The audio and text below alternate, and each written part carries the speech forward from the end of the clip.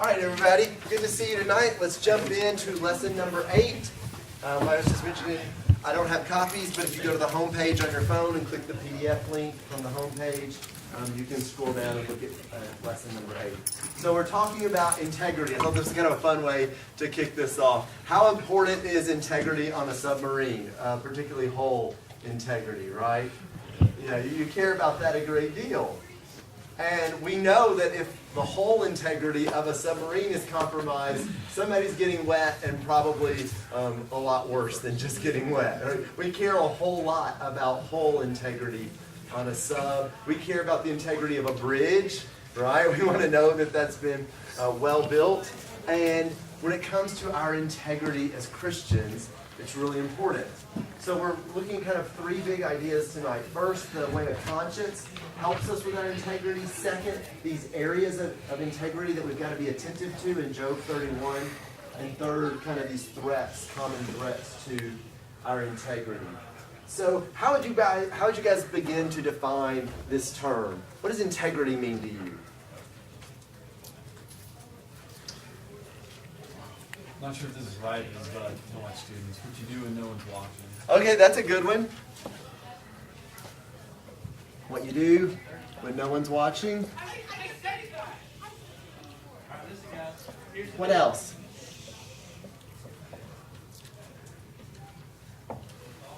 Doing what you said. Okay.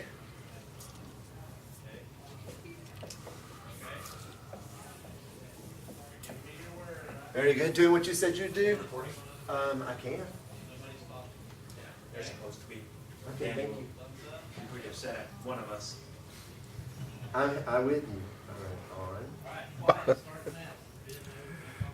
We'll figure this out. Okay. So I think it's a big word, but it's congruence. I think being true to yourself and to others. yes, congruence, being true to yourself. Let's record. So integrity, doing it's what you do when no one's watching. It's doing what you said you would do. It's congruence. It is when things line up. It's when what you say and what you do actually match, right? When they're integrated, right? We think about things being integrated systems and things like that. What you say and what you do actually need to be integrated. And I think it also is a consistency too. When you say someone has integrity, it's normally because they've proven it over a period of time. All right, consistency also. Very good. Yes, sir. Yes is yes, and no is no. Absolutely. So that's going to be Matthew chapter 5, verse 37. Let your yes be yes and your no be no. If you say yes, then people can count on you. There's reliability associated with this, trustworthiness, faithfulness. All of those things get wrapped up because you said yes. That actually is a verse that's rarely used in parenting and is one of the most important parenting verses for fathers. When you tell your kid, yes, I will be there, you show up. When you tell your kid, no, you cannot have the 3rd cookie, you better mean it. Like, yes has to mean yes in your household, and no has to mean no in your household. I was awful at that for several years with our kids. It was just, oh, come on, Dad, please, and I would cave. And they learn real quick that you will cave.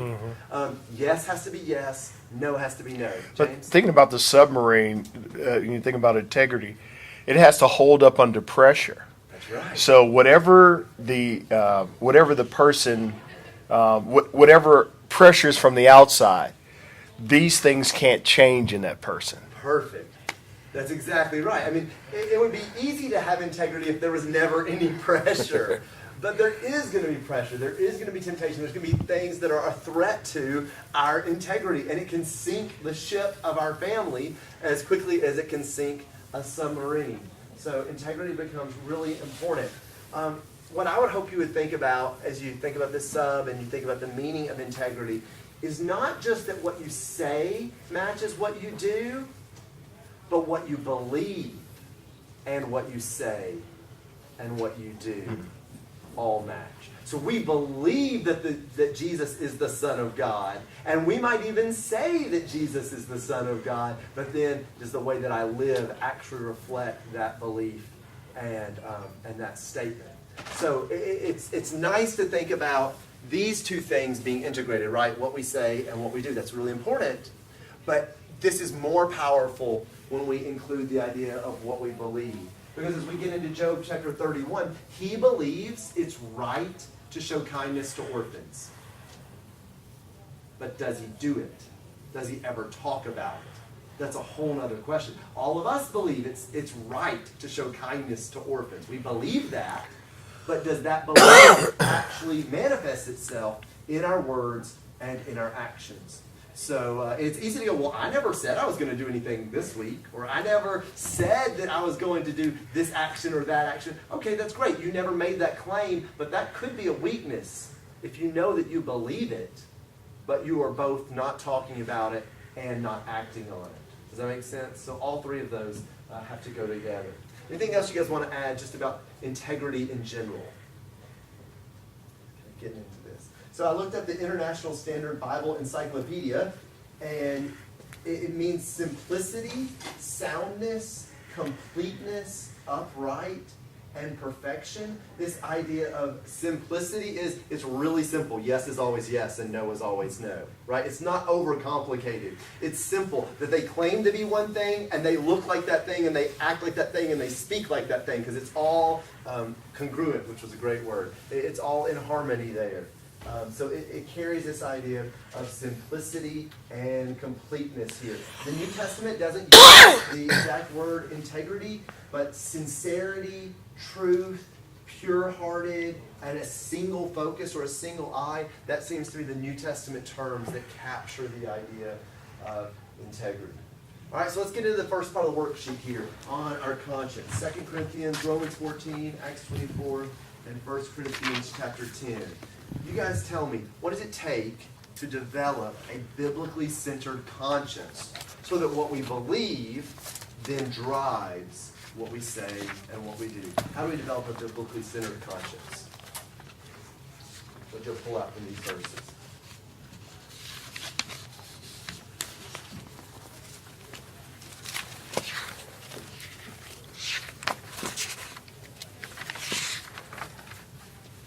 It's centered around the grace of God,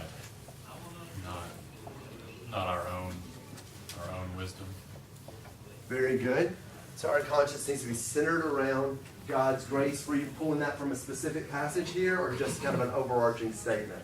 From 2 Corinthians. 2 Corinthians. 1:12. Very good. Very good. So we want to connect it with God's grace. What else? Always pursue peace and upbuilding. Okay, so there's that pursuit again, that we're looking to build others up. We talked about a pursuit some last week, and to build up. So my conscience has to be trained not to do those things, or not to approve of those things that would tear down, but to actually be that holy, set apart kind of conscience. Yes, sir? Your conscience not only needs to look out for yourself, but it needs to look out for others. So the Romans 14 verse kind of talks about like not being a stumbling block for other people. Very good. Yeah, verse 20.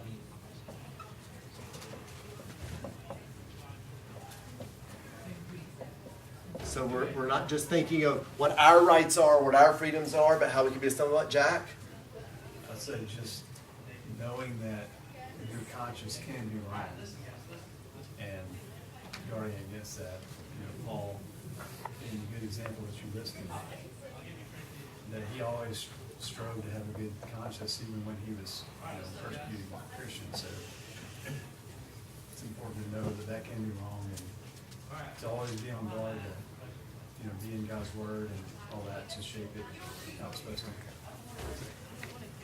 Very good. So God's Word to shape our conscience, God's will to be pleasing to Him. That's always going to be something that our conscience needs to be tested by, programmed by, trained by, all of those things. What else did y'all pull out? Anything else from these verses? Yes, Daniel? You have these passages talking about, eating meat and whether you should or shouldn't. And, it kind of goes along this idea of they have the right, but should they do it? Is it the right thing to do in all circumstances? And I feel like integrity is along those lines. We may have the right to do a lot of things, but it's usually picking the best path, maybe not exactly what you can or cannot do. Very good. Yeah, we have to examine what our rights are in those situations, and our conscience should be thinking of how this impacts others. I'd put on my notes, to know what is truly innocent or what is truly harmless versus those things that could be confusing or conflicted, and being willing to give up anything to glorify God and bring salvation to others. To be willing to sacrifice our freedom. Sam? Also practice. Hebrews 5. Right. In order to discern. Very good. I saw another hand. You know, we have to think about this. You know, our conscience is going to be better trained when we have this spiritual wisdom, when we prioritize peace, when we're thoughtful, when we have a conviction. This was important to me from Romans 14. A conviction that comes out of study rather than a conviction that just comes out of habit or familiarity. And he was talking about those things that you approve with faith, a conviction that comes out of study. So all of those things become significant. Our conscience should bother us anytime integrity gets a crack in it, right? Just like the hull of the ship. If the whole integrity gets a crack, it's red alert. We've got to fix this right away. So the same idea, our conscience should be bothering us when what we've said and what we do aren't lining up. When what we believe and what we're saying or doing isn't lining up. So when you think about Job, what's going on in Job chapter 31? What's happening in his conscience in this chapter?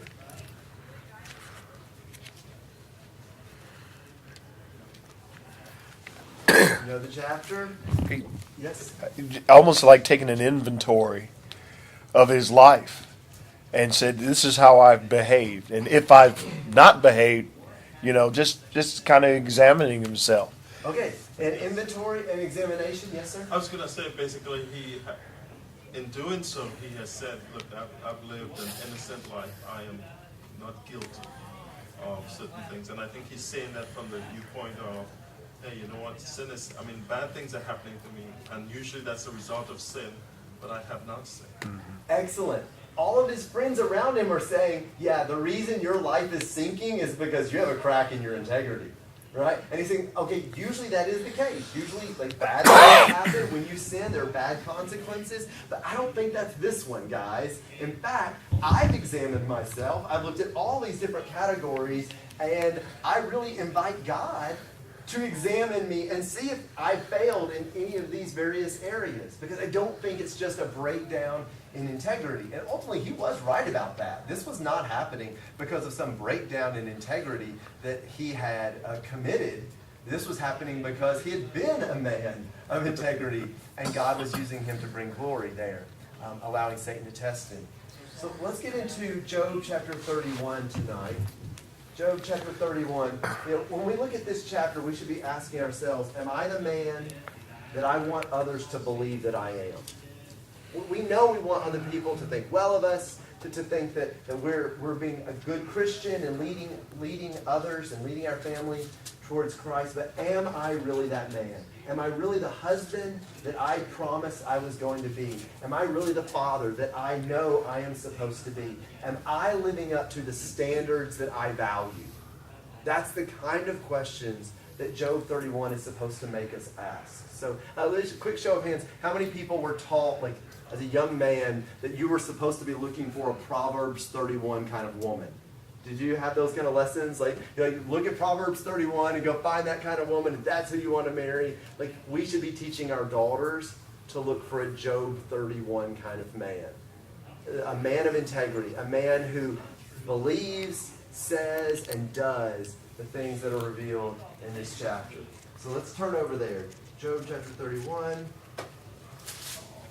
All right. First 4 verses are pretty interesting because he immediately begins in 2 different places in this chapter with his relationship with women. Right?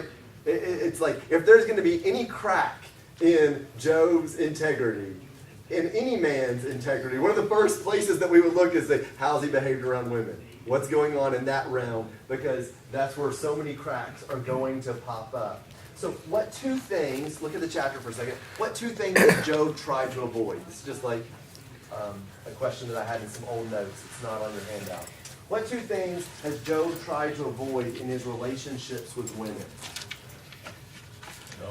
Okay, he's definitely tried to avoid adultery. What else? Lust. Yeah, and lust, right? He's controlling where he looks, and he's controlling what he does. He's controlling those relationships. All right? Let's see, let's pick up in verse 3. Is it not calamity to the unjust and disaster to those who work iniquity? Does he not see my ways and number all my steps? You know, we had the statement that integrity is what you do when no one else is watching. And by that, we mean that if there are no consequences, we probably go ahead and do what we really believe, no matter what we say. If we really believe that it's easier to just tell that little lie and get out of trouble and dodge this or dodge that, or we can get, like if we think nobody's watching, it probably shows what we really believe. What is verse 4 saying about that? He's going to see it. God sees. God sees. I mean, that has been the safety belt on Philip's wild and crazy dumb adventures. Like, of all the stupid things I thought about doing in high school and in college, it was that safety belt that said, whoa, you don't want to go that way. Because even though your roommate isn't watching, even though your parents aren't watching, even though your twin isn't watching, God is. And he would not be pleased here. This is such a huge concept. And as obvious as it is that he leads off, that, hey, you examine your integrity by starting with how you're handling women, it should be just as obvious that you preserve your integrity by remembering that God is always there. God is always aware. God is always watching. And it should cause us to pause and think twice before we jump into some idiotic choice. What about you guys? Has that been a safety belt for you? Has that been one of those big concepts that kind of reminds you, hey, double think that, right? When everybody else is getting ready to run. Okay, so what did you put for the first blank, 1 through 4? Where's Job paying attention to his integrity? Hey, Philip, Yes, sir. there's another verse that comes to mind that goes along with the Old Yes, sir. Testament, that your sin will always find you out. What you do in the darkness, comes to light. So it goes along with that same idea. Yes, it does. Your sin will find you out. I think of is it 1 Timothy, where it says that these things cannot be hidden? Like eventually they're going to come out. Very good. Very good. What'd y'all throw in the first verse? I mean the first blank. Purity. Yeah, purity. Purity in our desires, knowing that God sees. That goes there. Verse 5 through 8. What'd you put in the second blank? Honesty. Fairness. Purity, honesty, fairness. Very good. We can walk through these. I told Tracy before tonight, I said, I'm afraid that tonight's class is broad instead of deep because the chapter is very broad. It covers a lot of things. So help me go deeper because I'm not sure that I know exactly how to do that on all of these. But I had this question from verse 7. What are some of the areas of life where God quickly sees a breakdown in our integrity? If verse 4 is saying that God is watching, it seems like verse 5 through 8 is letting us know that God does see that breakdown. What do you think are some of the areas where he sees that breakdown most quickly?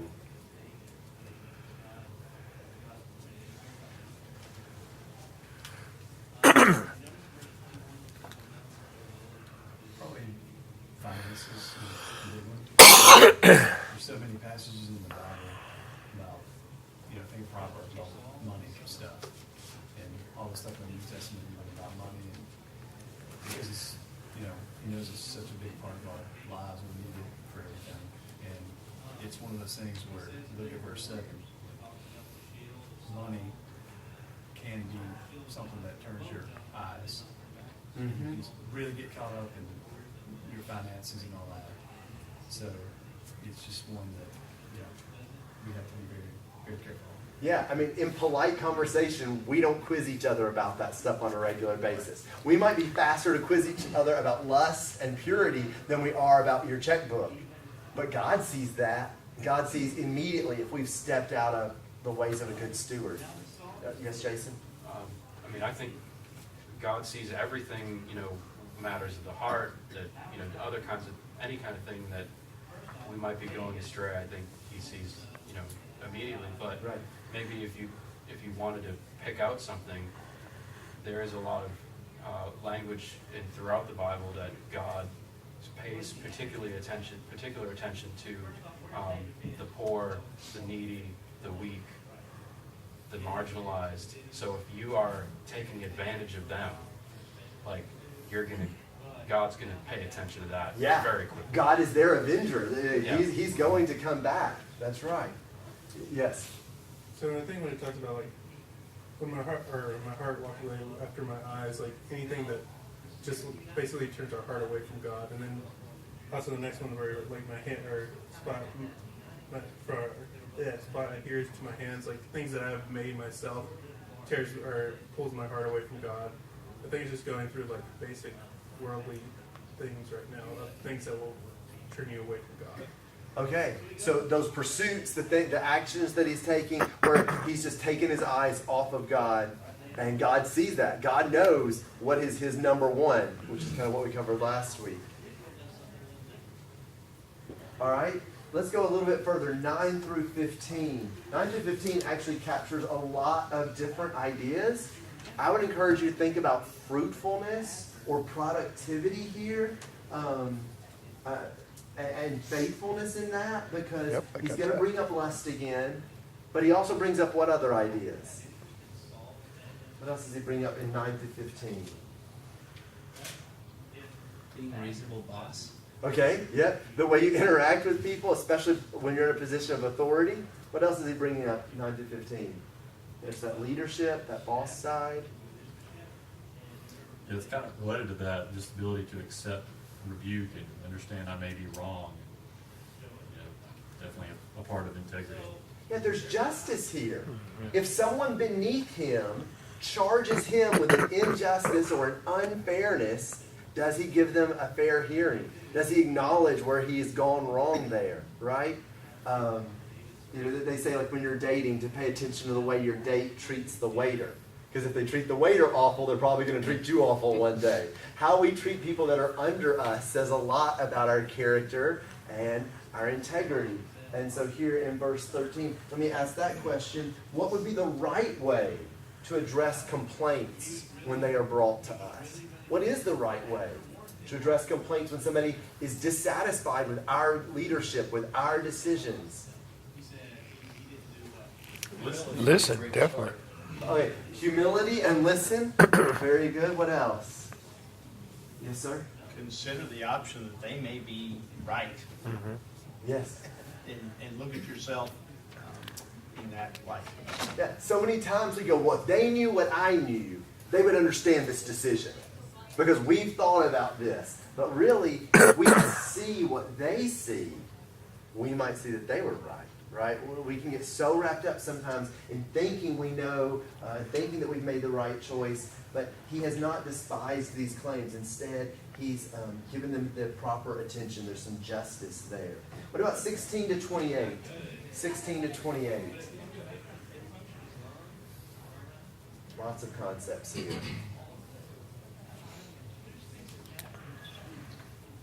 A lot has to do with your possessions, whether you're willing to share, whether you're willing to give, or whether you're trusting too much. Okay, so it's again back to finances. Are you depending on those things, or are you generous? Generous specifically to the orphans and sharing clothing. Isn't it odd that he moves from talking about that generosity and how we handle our finances then into worship in verse 24 to 28, right? But both can be forms of idolatry.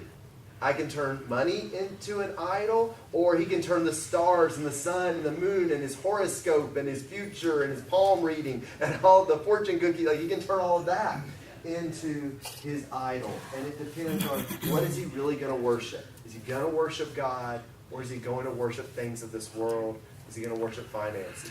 Chester, are you going to add something? No, just stretching. You can stretch. Stretching? Okay, that's fine. You can stretch. So 16 to 28 is one of those areas where we have to examine ourselves and say, okay, am I exercising integrity there? How hospitable have I been? How much have I gone out of my way to find the people that are suffering? Like, we know people are suffering. We can't just be an ostrich that sticks our head in the sand. We know people are suffering. Are we doing anything about that? Do our words and our actions match what we say we believe there? It's a big thing to consider. He's really taken a step of confidence to be able to say, okay, if anything has happened, let these things fall upon me, having your shoulder torn off or whatever. I don't know if you've ever had that, happen where, you knew you were innocent so surely enough that you were to say, okay, may God strike me down, or, something along those lines. Right. So. Yeah, to be so confident that you've gone above and beyond, that you've been blameless in your integrity, that you would welcome the judgment of God, even to your physical harm, right? Yes, Jason? And I think it's not just out of confidence, but it's also out of his own sense of justice. He's recognizing, like, if I have done these things, I deserve it. I deserve those things to happen to me. So it's both the confidence that he hasn't, and if I have, then I deserve it, and let it happen to me. Mm-hmm. And each of these things are fitting. Like what he's saying in verse, let me go back. In verse 1 through 8, in verse 8, the consequence is, let me sow and another eat, let my crops be uprooted. He's saying, God, you can break the law of sowing and reaping. If I have broken your law, if I've sown evil things, and here I've been rich and had beautiful daughters and wealthy sons, like, if I've broken the law of sowing and reaping, then you break the law of sowing and reaping. If I've been unfaithful in my relationships, then you allow unfaithfulness, right? That my wife would be taken from me. If I've worked and I've had all these blessings and I have not extended my hand, then I don't deserve to have that hand in the first place. All of these consequences are related to what he's suggesting, or how he's suggesting he's exercised his integrity. So pick up 29 to 32. Have I rejoiced at the extinction of my enemies, or exulted when evil befell him? No, I have not allowed my mouth to sin by asking for his life in a curse.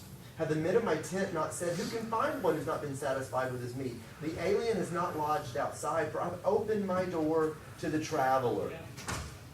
Again, he's bringing up his words, right? We said what we say, what we do, what we believe. Here his words are coming up. What's the idea of verse 29? Sam? Yeah, revenge, right? And he's not even just saying, I didn't take revenge. What is he really driving home in verse 29? Yeah. I didn't even, I didn't walk out of that meeting, slam the door, and grumble down the hallway going, you're going to get yours, and I can't wait. And Lord, why don't you just go ahead and fire up another lightning bolt for that guy? No, that's not how he acts. He's like, okay, I can accept it. I can move on. And he's not rejoicing over someone else's defeat or someone else's hardship, even when they have been his enemy. All right, let's see. Somebody please read, where was it? Verse 21 and verse 34. 21 and 34. Anthony, you got it? Chapter 31, 21 and 34. 21 and 34? Yes, sir. I have lifted up my hand against the orphan, because I saw and I had supported the gate. 34 is, because I feared the great multitude, and the contempt of the families terrified me, and kept silent and did not go out of the doors. Very good. Okay, these two verses are important because this is like a torpedo for our whole integrity, okay? We always teach in the high school class to watch out for peer pressure. But what Job is actually saying is this is an adult issue as well, right? That it's not just peer pressure in middle school. It's peer pressure for Job and his integrity. What is it in verse 21 and verse 34? Who are the groups that he might have compromised his integrity for? What is it? I said the orphan. Or the father. It seemed to suggest if I had lifted up my hand against the orphan. At least that's what mine says. But what's the next phrase? Because they had support. Others were cajoling me or saying, hey, go ahead and do it if you want to say this. Yeah. So if other people are ignoring the orphan, if other people are abusing the orphan, throwing him into child labor camps or whatever, like, if other people are doing it and getting away with it, and I followed their example. Look at verse 21 again. Where are these guys? Where are these people described in verse 21?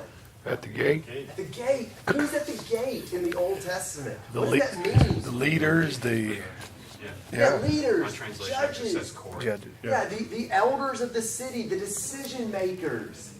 If other leaders were ignoring the orphan and I just went ahead and followed those other leaders, then he said, I've been wrong. It wasn't enough, right? He doesn't give himself a pass just because he might have had support from other leaders or decision makers in the gate. Verse 34, he's not just emphasizing like this position, these respected people in the gate. What's he emphasizing in verse 34? This other torpedo to our integrity.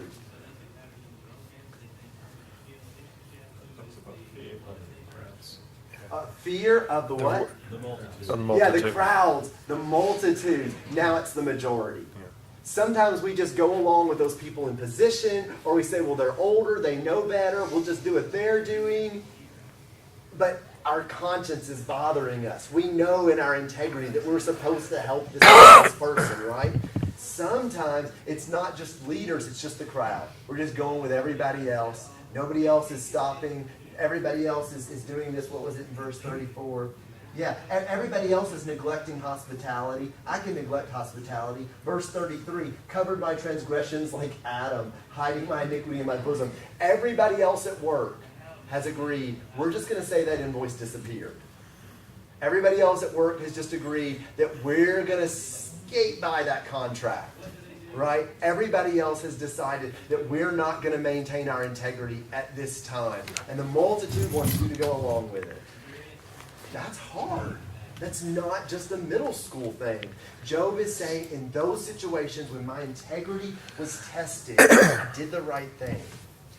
We have to decide if we're going to survive those kind of torpedoes as well. Yes, sir. It sounds like part of what he's saying here is that, your average person, they sin, and they don't tell anybody about it. They don't feel guilty about it. They just conceal it. And he's saying, it sounds like part of what he's saying is, that's not what's happening here. You're not seeing, my good life and all these things that have happened, because I'm just good at concealing my sin. That's not the case. That's and if right. it was, then I should be struck down. Yeah, his integrity is more than just a good PR campaign. Yeah, it's or a not good that face. It's not just that I've covered it up. Let me read this real quick. One sunny day, 4 high school boys could not resist the temptation to skip class. The next morning, they explained to their teacher they had missed her class because their car had a flat tire. To their relief, she smiled and said, "That's okay, but you did miss a quiz yesterday. Please take your seat and grab a pencil and paper." She waited as the 4 boys sat down and got ready for the quiz. The first question she said is, which tire was flat? Right? If you deceive someone, confess it to that person. It may be humbling, but it is the very first step in restoring integrity in your life. This is a good time to just pause for a minute. We've talked about these general categories of integrity. How do you get it back? How do you rebuild it? If you're taking notes, here it is. Number 1, confess your gap. Wherever the gap is between what you believe, what you say, and what you do, and what you're actually doing, and there's a gap there, confess that gap. It may be that you confess to your spouse. It may be that you confess to a brother in Christ. It may be that you go to the elder, but you confess that gap. I haven't lived up to my beliefs and my faith and my commitment to the Lord. You admit that you are not where you want to be and begin to plan some progress. Identify those steps to overcome the temptation or to initialize the good work you've been neglecting. You have to start by confessing your gap. Just like those kids need to say, okay, there was no flat tire. Number 2, correct your aim. You've got to stay nourished on God's Word. You've got to reset, what am I really aiming for? We are aiming to be Job 31 kind of men. Confess your gap, correct your aim, and number 3, commit. to godly family and friends. Commit to close that gap, of course, but also commit to surround yourself with people that are going to lift up your integrity, people that are going to support you in your integrity. I couldn't help but think about John Mark. Right? John Mark is going Paul and Barnabas, and then he gets afraid or whatever, and he turns back. And so there's a gap between what Paul expected and what John Mark actually delivered. How do we begin to restore that integrity? Well, you admit it. You confess, hey, I'm sorry that I let you guys down. I'm sorry that I shot out when things got tough. Number 2, correct your aim. I'm ready to do this again. Right? Barnabas was ready to take him along. Barnabas believed in him. Confess your gap, correct your aim, commit. And John Mark went back. He went with Barnabas, and he was very useful. Barnabas believed in him. He spoke up. He refused to leave him behind, and John Mark was given a second chance. When we've had a gap, that's what we want done for us. Somebody to believe in us. Somebody to give us that second chance. You can't help but think about David confessing, right? In Psalm 51? Yeah, Psalm 51. That he's confessing his sin to close that gap. But Barnabas and Mark began working together. Mark did not waste that second chance that he was given. He was a hands-on worker who proved useful and reliable in the work. Max Lucado has a little article on 5 characters who prove failure isn't fatal. When whole integrity is compromised on the submarine, it can be fatal. But spiritually, it doesn't have to be fatal. King David totally destroys his integrity, but has to rebuild and restore it. Elijah, when he breaks down and is burnt out, he has to restore it. John Mark, we just talked about. Paul, maintaining a good conscience, but having to turn the whole thing around. And of course, Peter's denial of Christ. So if anybody wants this, I can hand you this one, or I can email it to you. But all 5 of those Bible characters show that we rebuild our integrity. Confess the gap, correct your aim, commit to godly family and friends. All right. Anything else on Job 31 before we jump out and do the last 5 minutes? Yes, sir. Looking at his what's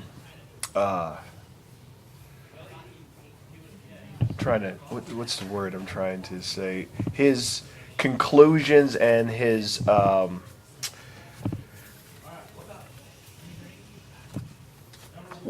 if these claims were true about it, Yes.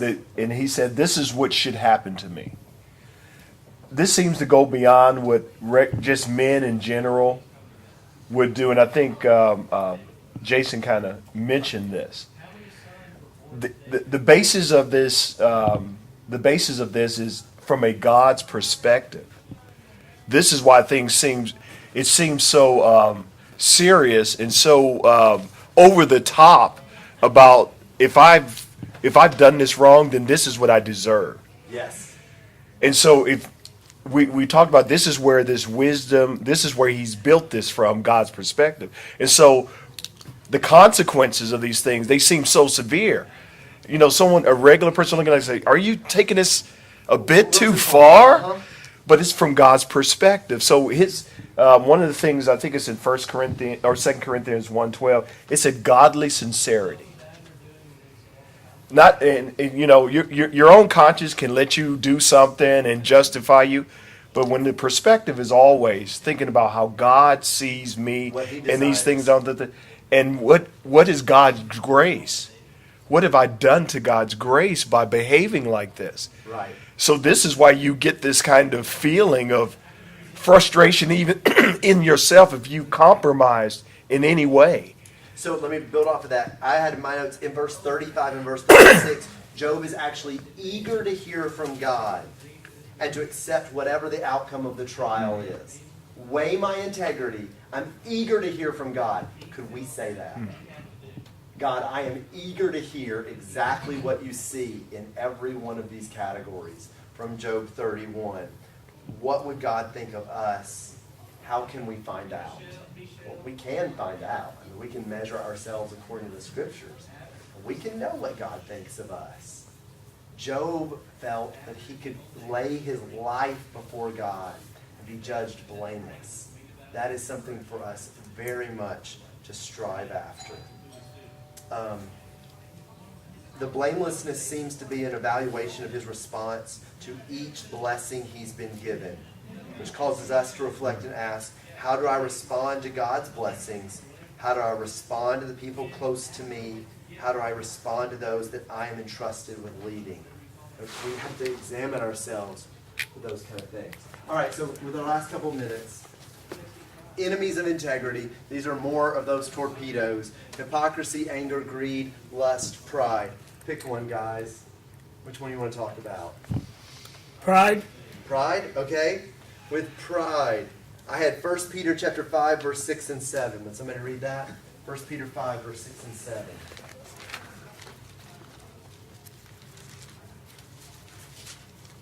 Did anybody pick a particular character that they thought scripturally is shown to really struggle with pride in derailing their integrity? I put David for most of these. Good answer. Good answer. Right. Saul or... That's an example, but he covers everything. He does. He does. Who would read 1 Peter 5, 6, and 7? Okay, thanks, Bill. 1 Peter 5, beginning verse 6. Therefore humble yourselves under the mighty hand of God, and he may exalt you in due time, casting all your care upon him, for he cares for you. Right. I like two aspects of this one. One, that he exalts instead of me tooting my own horn, right?